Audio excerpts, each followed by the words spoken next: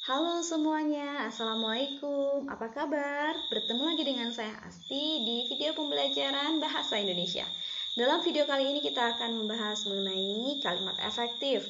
Melanjutkan materi yang kemarin ya, yang berkenaan dengan kompetensi dasar memformulasikan unsur kebahasaan surat lamaran pekerjaan. Tujuan dari video pembelajaran kali ini adalah kita bisa menemukan atau menentukan kalimat efektif.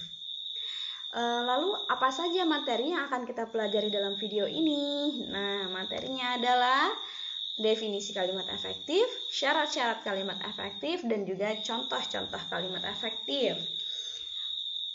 Tanpa berlama-lama, yuk kita langsung saja ke materinya ya. Yang pertama adalah definisi. Kalimat efektif itu dapat diartikan sebagai kalimat yang secara tepat dapat mewakili gagasan atau perasaan pembicara atau penulis kepada pembaca atau pendengar. Begitu. Kata kuncinya di sini adalah kalimat yang dapat mewakili gagasan. Gitu ya.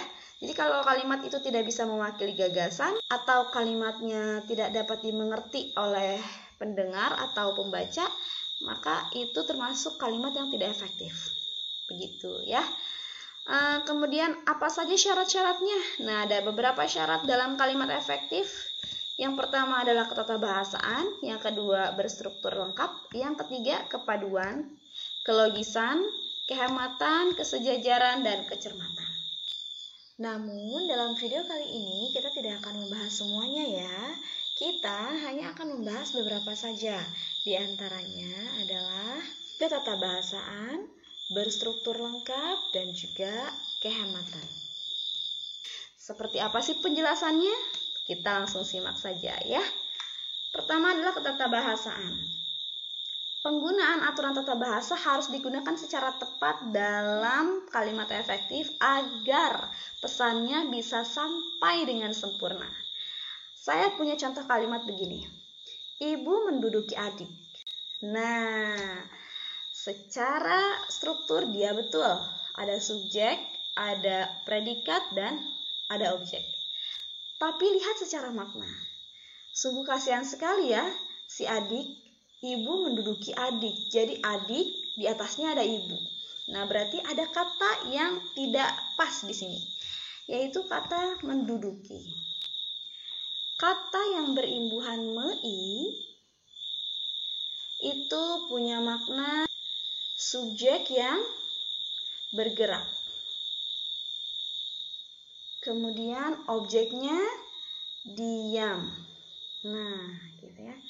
Lalu bagaimana perbaikannya? Perbaikannya yaitu bukan dengan cara mengubahnya begitu saja, tapi kita juga harus mengubah maknanya ke makna yang berterima atau yang dapat diterima di kehidupan nyata. Kita ubah menjadi kalimatnya ini, ibu mendudukan adik. Nah, kalau maknanya begini lebih bisa berterima ya. Jadi ibunya mengangkat si adiknya ke kursi, maksudnya begitu. Nah, ini adalah imbuhan mean. Dalam imbuhan mean, yang bergerak adalah adik. Dan yang diam adalah ibu atau subjek. Begitu ya. Jadi ada perbedaan, kalau mei yang bergerak itu subjeknya, kalau mean yang bergerak itu adiknya ya. Jadi adiknya tuh berpindah tempat, asalnya berdiri atau ada di mana, jadi ada di atas kursi atau jadi duduk gitu posisinya. Begitu. Untuk lebih jelasnya lagi kita lihat kalimat berikut ini. Polisi menyeberangi nenek. Nah, di sini ada dua makna nih dalam kata menyeberangi. Kita tulis dulu strukturnya ya. Subjek, predikat, dan objek. Makna menyeberangi berarti yang bergerak berjalan menyeberang itu siapa? Nenek atau polisi? Yang bergerak menyeberang adalah polisi. Ya, atau si subjeknya. Adakah kalimat lain yang menggunakan kata seberang? Ada. Nih, pertama bisa juga berarti polisi menyeberangkan nenek. Di sini ada kata berimbuhan me kan, yang artinya siapa yang bergerak? Kita tulis dulu. Yang bergerak adalah nenek. Jadi neneknya itu berpindah. Nah, gitu ya. Yang bergerak adalah objeknya. Untuk posisi kalimat kedua ini, saya tidak bisa bilang bahwa ini diperbaiki. Jadi yang ditanda panah ini diperbaiki, tidak bisa dibilang begitu. Makna yang di dalam kotak dan makna yang di depan tanda panah sama-sama bisa berterima. Jadi kamu terserah mau pakai yang ini, yang dalam kotak ataupun yang di tanda panah. Hanya saja untuk kalimat yang pertama itu tidak berterima secara makna, yang artinya ketata bahasaannya tidak dipakai dengan tepat. Sehingga dia harus diubah agar maknanya dapat diterima. Bagaimana? Semoga paham. Kita lanjut lagi ya ke pembahasan berikutnya. Yang kedua adalah berstruktur lengkap. Jadi inti kalimat itu terdiri dari subjek dan predikat. Itu adalah inti dari kalimat. Subjek itu merupakan pokok pembicaraan. Kemudian subjek memiliki makna mengenai apa yang dibicarakan. Salah satu trik yang bisa kamu pakai adalah dapat menjawab apa dan siapa, gitu ya. Selanjutnya adalah predikat. Predikat itu mempunyai makna hal yang menjelaskan atau memberitahu keadaan subjek. Triknya yaitu bagian predikat bisa menjawab bagaimana, mengapa, atau ada apa dan sedang apa, begitu ya. Jadi bisa menjawab 4 pertanyaan ini. Kita langsung lihat contohnya agar lebih jelas lagi. Yang pertama adalah saya mempunyai kalimat dia berjual nasi. Siapa yang dibicarakan? Yaitu dia, maka ada subjeknya. Kemudian sedang apa dia? Berjualan. Nah, berarti ini predikatnya ada juga. Begitu ya. Lanjut ke kalimat kedua. Apa yang sedang dibicarakan? Yaitu hal tersebut. Maka hal tersebut termasuk ke dalam subjek. Kemudian ada apa dengan hal tersebut? Masih dibahas. Jadi jawabannya masih dibahas adalah predikat. Jadi subjek ada dan predikat ada. Selanjutnya kalimat yang terakhir. Kalimat yang berikutnya adalah untuk memperbaiki gedung itu membutuhkan dana yang besar.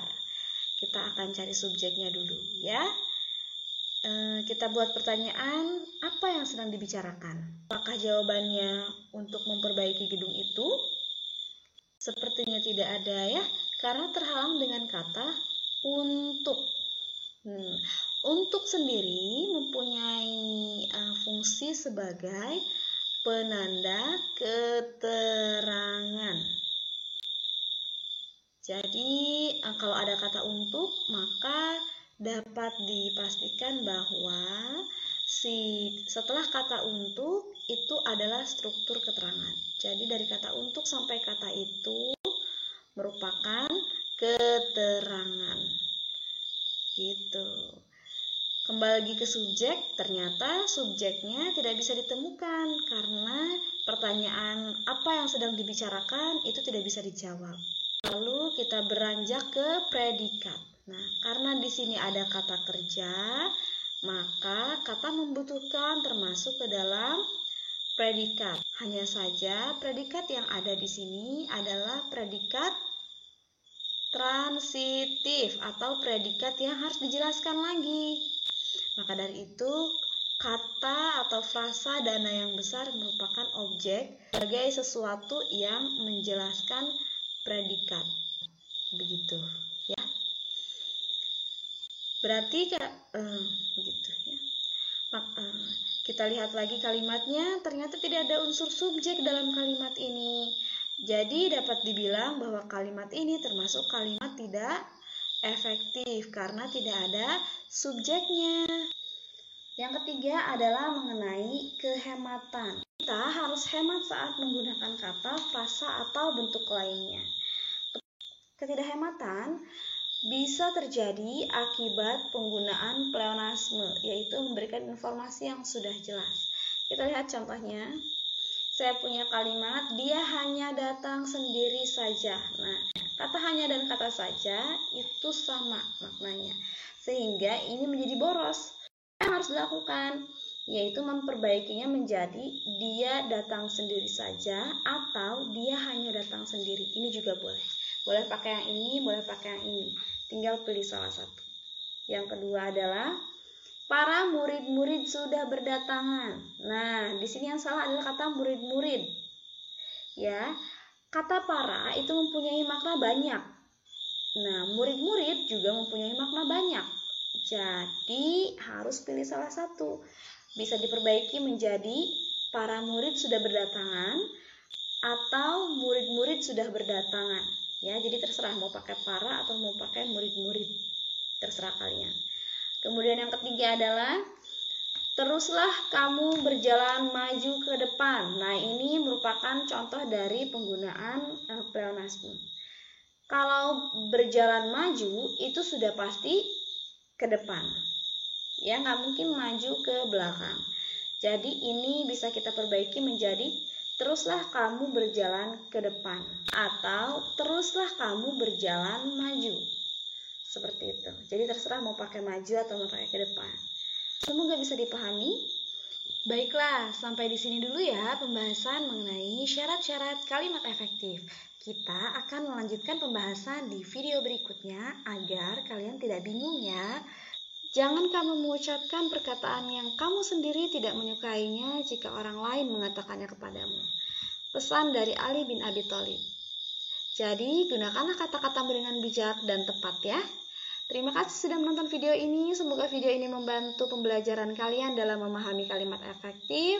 Semoga kita bisa bertemu lagi dalam video berikutnya dengan materi yang lain. Assalamualaikum warahmatullahi wabarakatuh.